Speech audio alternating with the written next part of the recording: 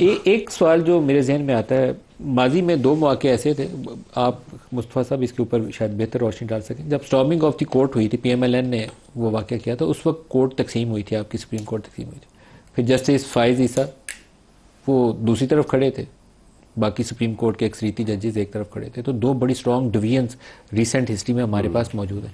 کیا ہم اس طرف بڑھ رہے ہیں یا نہیں بڑھ رہے؟ اگر ہم یہ کہیں کہ سپریم کورٹ میں ڈویژنز نہیں ہے تو یہ غلط ہوگا. ڈویژنز تو ہیں، وہ تو سامنے نظر آ رہی ہیں. اس وقت ان ایفیکٹ دو سپریم کورٹس آپریٹ کر رہی ہیں، ایک آئینی اور ایک غیر آئینی. اب ہم یہ کہہ نہیں سکتے کہ ہماری سپریم کورٹ کی اور اعلیٰ عدالتوں کی اس ملک کے اندر کوئی اچھی تاریخ ہے. نظام انصاف کے حوالے سے دیکھ لیں تو ہماری دنیا کے اندر جو رینکنگز ہیں وہ بدترین رینکنگز ہیں. پھر ڈکٹیٹرز کو آئین کے اندر ترامیم کرنے دینے کا اختیار ہو، سویلین وزیر اعظموں کو جیلوں کے اندر پھینکنا ہو. ہماری عدلیہ کی تاریخ کو اتنی شاندار نہیں ہے، لیکن اس کے باوجود ہم یہ سمجھتے ہیں کہ یہ 26ویں آئینی ترمیم کے ذریعے جو حملہ کیا گیا ہے اس میں آپ نے نہ صرف کمپوزیشن آف بینچز بھی اپنے ہاتھ میں لے لیے، حکومت نے، ایگزیکٹو نے. بہت قابل اعتراض ہے، وہ بہت قابل اعتراض ہے. اور ساتھ ہی ساتھ آپ نے ان کی پرفارمنس کو ایویلیویٹ کرنے کا ایک میکنزم بھی بنا دیا. تو وہ جج صاحبان جو وہاں پر بیٹھ کر ہمیشہ اپنے کندھے کے پیچھے دیکھ رہے ہوں گے اور ان کی کوشش ہوگی کہ ہم حکومت کے خلاف فیصلے نہ دیں، کہ ہماری جو پرفارمنس ہے اس کے اوپر سوالات اٹھائے جائیں گے، ہم سے باز پرس ہوگی، تو آزادی کہاں گئی؟ تو انڈیپینڈنس آف جوڈیشری جو ایک بنیادی خد و خال ہے ہمارے آئین کے سٹرکچر کا، اس کو اس آئینی ترمیم نے ہٹ کیا. اور پھر میں وہ کل پرسوں بلاول بھٹو صاحب کی سٹیٹمنٹ تھی کہ پارلیمنٹ کا جو اختیار ہے ہم اس کو چیلنج نہیں ہونے دیں گے.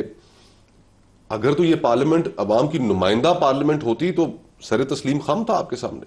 لیکن خیبر پختونخوا کے الیکشنز سینٹ کے ہوئے ہی نہیں، اور سینٹ کا جو کمپوزیشن تھا وہ نامکمل تھا.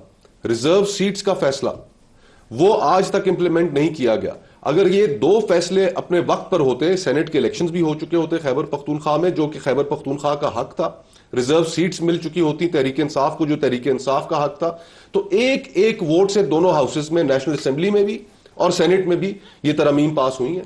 یہ نہ ہو سکتی. پھر تو یہ ڈیلیبریٹلی مینیپولیٹ کر کے خیبر پختونخوا کے اندر سینٹ کے الیکشنز کو بھی روک کے رکھا گیا، ریزرو سیٹس کے فیصلے کو بھی روک کے رکھا گیا.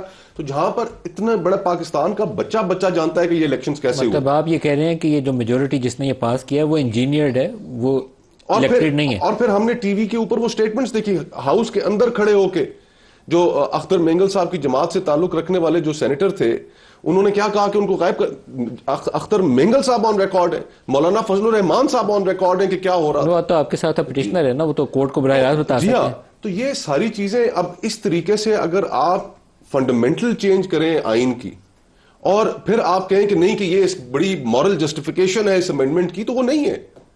اور اگر عدلیہ نے اپنے آپ کو بچانا ہے فرینکلی، تو دیکھیں یہ جس طریقے سے میں پچھلے 20-22 سال سے 2001 میں لا کیا، پھر اس پروفیشن سے شروع کے 8-10 سال وابستہ رہا، ایک بڑی آنر کی بات سمجھی جاتی تھی کہ کوئی اگر لیگل فٹرنیٹی میں سے جب کوئی جج بنتا تھا، ایلیویشن ہوتی تھی، ایک آنر کی بات تھی.